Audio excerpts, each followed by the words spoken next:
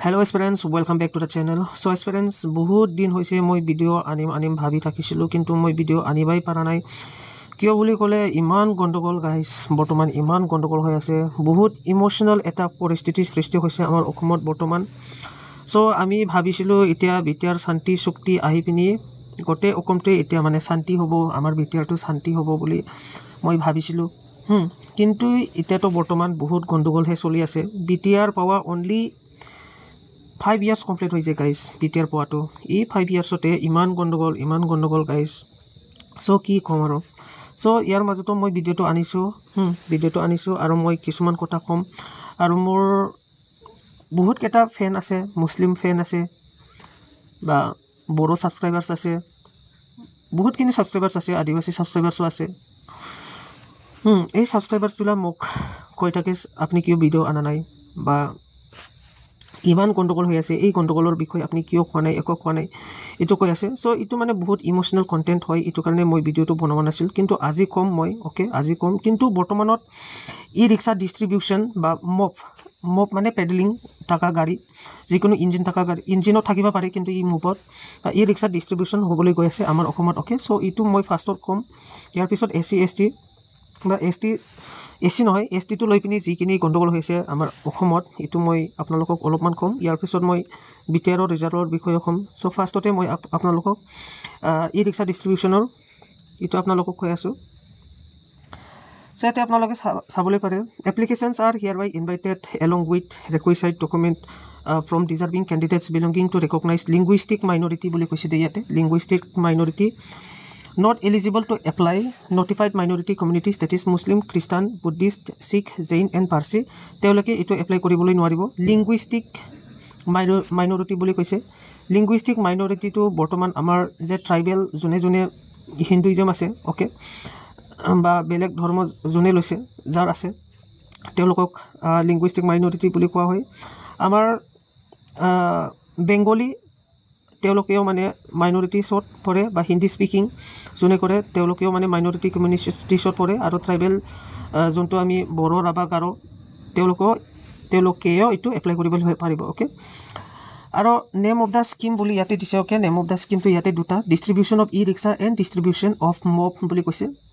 interested application may apply as per guideline ইয়াতে দিয়া হৈছে এটো লাষ্ট ডেটো দিয়া আছে ইয়াতে 1st ডিসেম্বৰ আৰু লাষ্ট ডিসেম্বৰ ইটোৱে মানে ডিসেম্বৰতে আপোনালোকে যদি ই ৰিক্সা যদি আপোনালোকক লাগে তেনেহলে এপ্লাই কৰিবলৈ লাগিব থ্ৰু ইয়াতে অনলাইন লিংক দিয়া হৈছে যদি আপোনালোকে অনলাইন কৰিবলৈ জানে তেনেহলে অনলাইন কৰি পিনি ললে হল এপ্লাই কৰি পিনি ললে হল যদি নাজানে আপোনালোকে অলপমান বাহিৰত ঘুৰি পিনি হুডি লব কি লাগে কি নালাগে এটো ওকে বা কম্পিউটাৰ দোকানত যাই পিনি আপোনালোকে হুডি ললে হল আৰু তাতে অলৰেডি লিখি দিয়া হৈছে মই আকৌ পঢ়ি দিছো applicant of linguistic minority community upload relevant documents in the above mentioned site and communication regarding counseling selection etc shall be made through text message okay juntu apnalokor je selection hobo ei selectionot actually tate interview tenekwa loa nohobo ki jan okay direct apnar ta text message eta aibo apni selection hoise boli eitu registered mobile number okay incomplete application shall not be considered okay incomplete jodi hoy apnalokor application to tenehole select kora nohobo during counseling or selection period application must bring their original documents along with the application printout and they shall have to produce their information received for counseling selection through text message in their registered mobile number okay etu je mobile number message itu message to loi jaba lagibo aru je hard copy pabo apnaloke apply kora pisot ei hard copy to print out kori pini apnaloke loi jabolai lagibo counseling ot okay aru ete koise itu dise ako dise okay www.linguisticminority.in for any technical issue tate apnaloke call kori dile hol okay etu আছিল নতুন আমাৰ অসমৰ পৰা ই rickshaw ডিস্ট্ৰিবিউশন আৰু mop ডিস্ট্ৰিবিউশন যাক ই rickshaw লাগে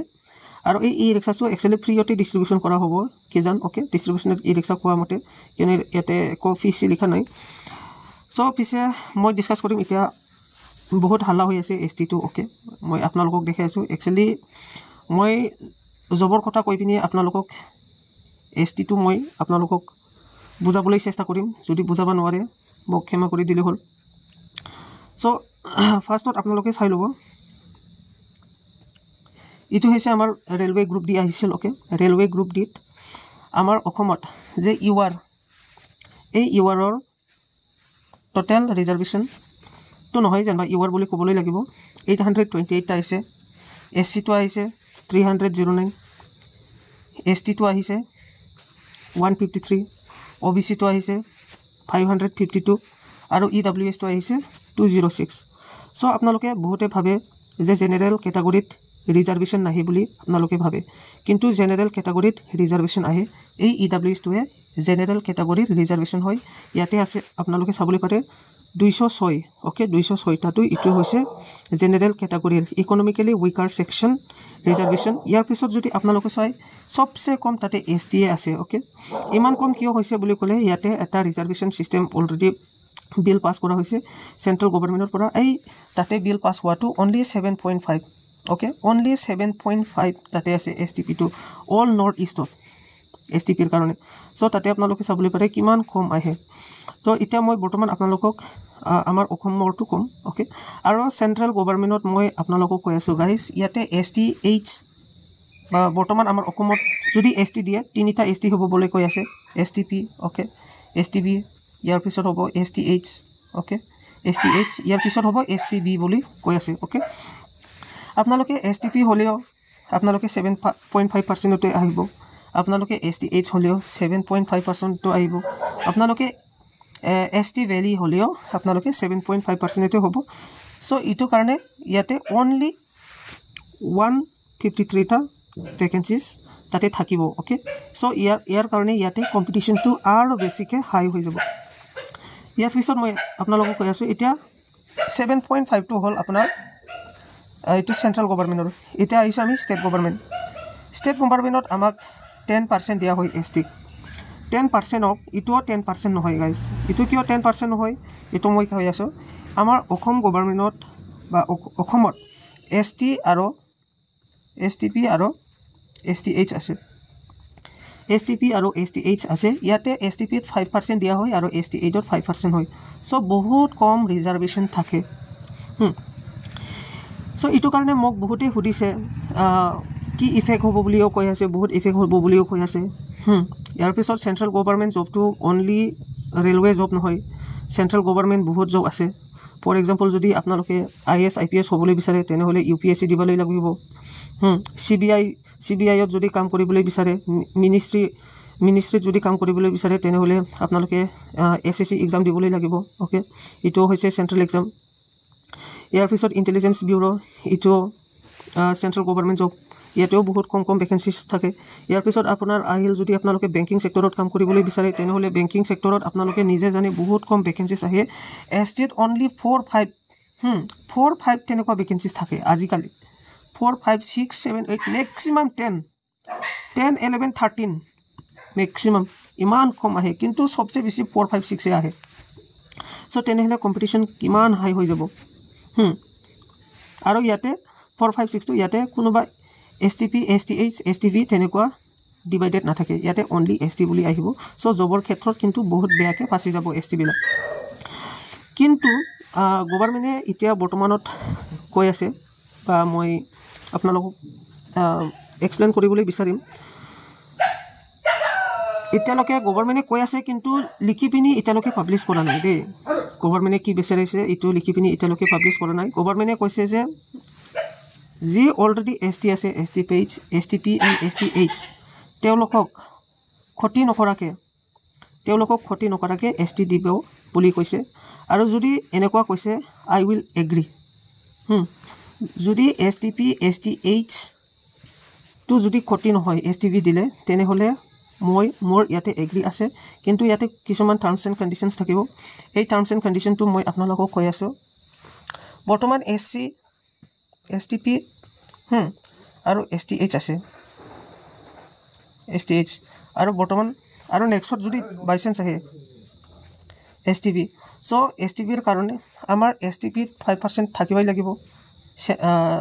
ষ্টেটত STH ৰ কাৰণে 5% ইটো হল দুটা 10% আৰু STB ত এক্সট্ৰাকে 5% থাকিব লাগিব তেনে হলেহে ইয়াতহে মানে কোটি নোহোৱাকে জবটো দিয়া তেনেকুৱা হ'ব আৰু লগতে আমাৰ সেন্ট্ৰাল যে ভ্যাকেন্সিজ আহে সেন্ট্ৰাল গভৰ্ণমেন্ট ইয়াতেও ৰিজাৰ্ভেশনটো ডিভাইডেড হ'বলৈ লাগিব ওকে ইয়াতেও আপোনালোকৰ কাৰণে ST STP STH আৰু STB থাকিব লাগিব ওকে STB থাকিব লাগিব তেনেহ'লেহে STPও চাকৰি পাব STHও চাকৰি পাব আৰু STBটো চাকৰি পাব ইয়াৰ পিছত হ'ল আমাৰ 6th schedule এৰিয়াত লেণ্ড ৰাইটছটো একচুৱেলি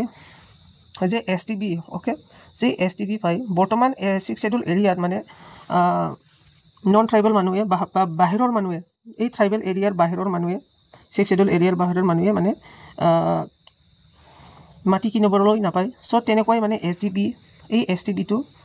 6th schedule এৰিয়াত বা কাউন্সিলৰ এৰিয়াত যেনেকুৱা বড়োলেণ্ড টেৰিটৰিয়েল কাউন্সিল এইটো এৰিয়াত মানে লেণ্ড অকুপাইড কৰিব নোৱাৰা তেনেকুৱা এটা বিল পাছ কৰিব লাগিব কিয়নো land is the protection of the ST যদি লেণ্ডে নাথাকে STটো ক'ত থাকিব আৰু এই STBৰ কাৰণে এটা লেণ্ড ৰাইটছ তেওঁলোকৰ থাকিব লাগে বেলেগ ইটো থাকিব লাগিব কিন্তু যে অলৰেডি ST আছে ইয়াৰ লেণ্ড ৰাইটছটো ইটো মানে কিনিব নোৱাৰা তেনেকুৱা হ'ব লাগিব তেনেহ'লে মই তাতে ছাপোৰ্ট আছোঁ ওকে সো এইটো হৈছিল আৰু বহুতখিনি ক'বলৈ কথা আছে ইয়াতে বহুত মানে বেছি হৈ যাব কথা ক'লে ওকে বহুতখিনি কথা হৈ যাব মই ভাবে যে সবৰ কিবাটো ডিমাণ্ডটো ফুলফিল হ'ব লাগে আমাৰ STPৰ ডিমাণ্ডটো ফুলফিল হ'ব লাগে STHৰ ডিমাণ্ডটো ফুলফিল হ'ব লাগে মানে আমাৰ ক্ষতি একো নহ'ব লাগে আমাৰ যিখিনি আমি পাইছোঁ যিখিনি আমি এতিয়া বৰ্তমানত আছোঁ এনেকৈ থাকিব লাগে ইয়াৰ বাহিৰত যদি কিবা এটা ফৰ্মুলা আছে যদি এই ফৰ্মুলাটো দি পিনিহে STBটো দিবলৈ লাগে মই ইটোৱে মই বিচাৰিম ওকে কিন্তু এই যে STP STH ইয়াৰ যদি বেনিফিটছ যদি দিবলৈ খুজিছে গভৰ্ণমেণ্টে STP STHৰ পৰা মানে ইয়াৰ পৰাই মানে 10%ৰ পৰাই ফৰ এক্সাম্পল 10% আছে তো 10%ৰ পৰাই যদি 3% যদি STBক দি দিয়া তেনেহ'লে 7% থাকিল সো মানে তেনেকুৱা মানে পৰিস্থিতি মোক নালাগে একচুৱেলি মানে মই কৈছোঁ আৰু মোৰ কিবাটো থিংকিংটো মই কৈছোঁ এনেকুৱাটো মানে মই অবজেকশ্যন দিছোঁ তেনেকুৱা হ'ব নালাগে যদি